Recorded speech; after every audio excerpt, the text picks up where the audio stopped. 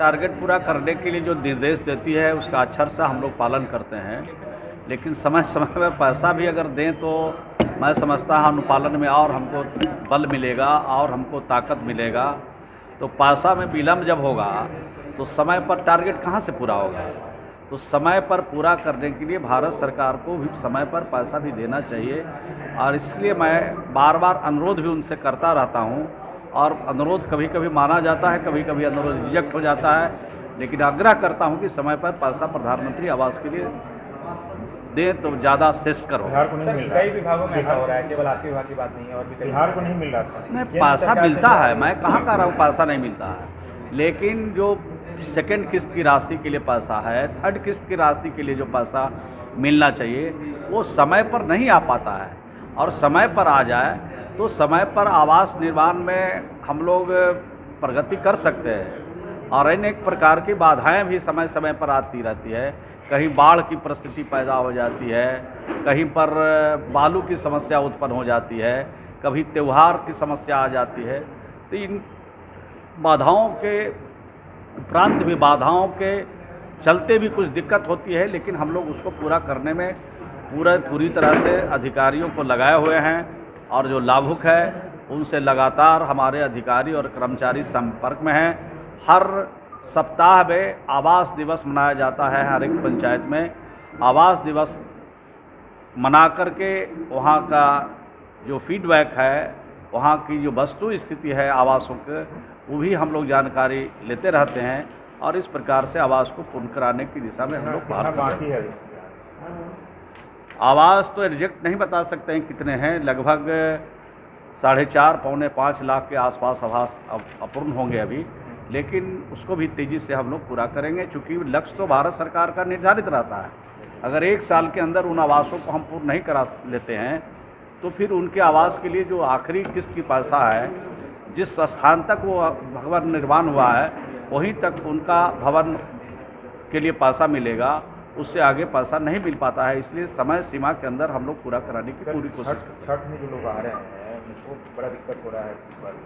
नहीं, हम लोग तो डिमांड ही कर सकते हैं। भारत सरकार से लगातार बिहार सरकार डिमांड करती है, मांग करती है, अनुरोध करती है, विनती करती है कि जो बिहार के हमारे लोग बिहार से बाहर हैं उनके लिए स्पेशल ट्रेन चला करके, बड़े पैमाने पर विशेष ट्रेन भी चला करके विशेष अवसर प्रदान किए जाएं, ताकि बिहार के लोग जो बिहार से बाहर हैं छठ के अवसर पर अपने परिवारजनों के साथ छठ का त्यौहार भी खुशी खुशी मना सके। ये अनुरोध हम लोग भारत सरकार से करते हैं और पुनः भारत सरकार से अनुरोध करते हैं कि इस दिशा में शीघ्र पहल करके यहाँ के लोग। ट्रेन चलाई जा रही है?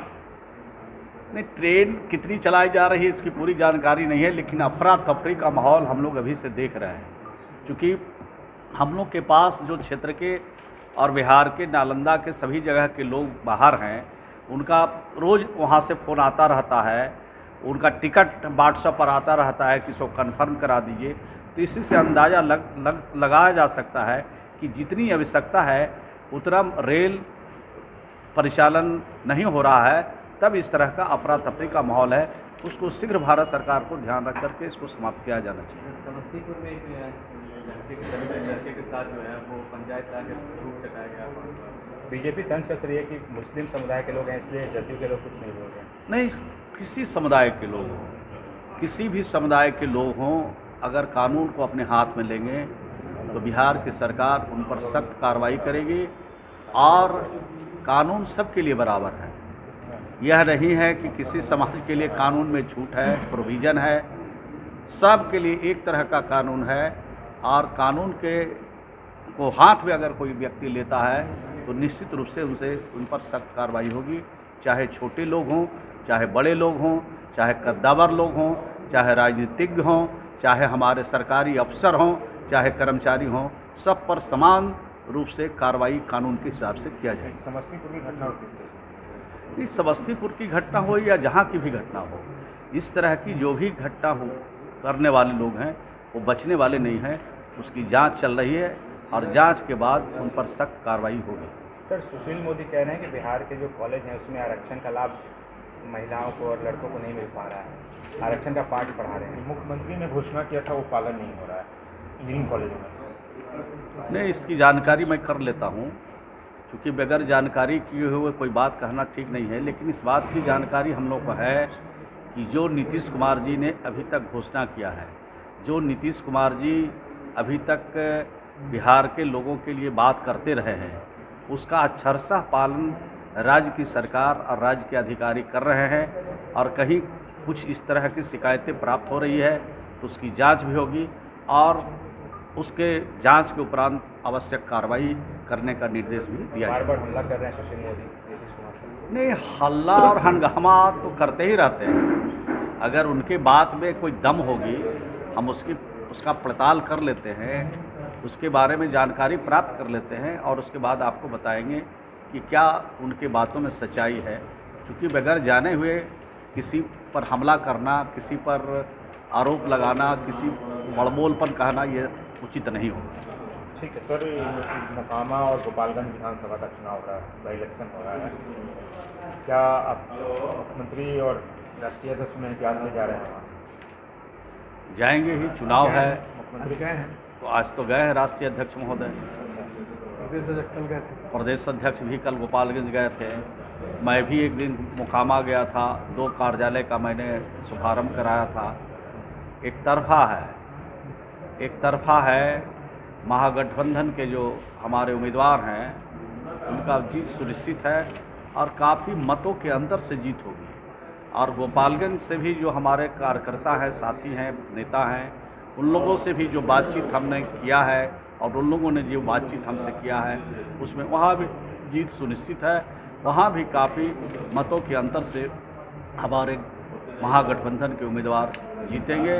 वहाँ लड़ाई कुछ नहीं है, ये दोनों सीट भारी बहुमत से हम लोग जीतेंगे। और भाजपा का जो 2024 का हम लोगों का मिशन है, और मैं समझता हूँ इसी 2 चुनाव से उस मिशन की झलक दिखने लगेगी और 2024 में भाजपा का पूर्ण रूप से सफाया हो जाएगा। इस तरह की बातचीत वहाँ पर लोग के द्वारा कहा जा रहा है और सुन भी रहे हैं। मुख्यमंत्री भी जा रहे हैं, सब लोग जाएंगे, सभी लोग जाएंगे, तेजस्वी जी भी जाएंगे, मुख्यमंत्री जी भी जाएंगे। आज के अखबार में तो देखा है मैंने कि मुख्यमंत्री जी का भी कार्यक्रम। हमसे जुड़े रहने के लिए हमारे YouTube चैनल को सब्सक्राइब करें और नई वीडियो की नोटिफिकेशन के लिए बेल आइकॉन को दबाएं। धन्यवाद। हमसे जुड़े रहने के लिए हमारे YouTube चैनल को सब्सक्राइब करें और नई वीडियो की नोटिफिकेशन के लिए बेल आइकॉन को दबाएं।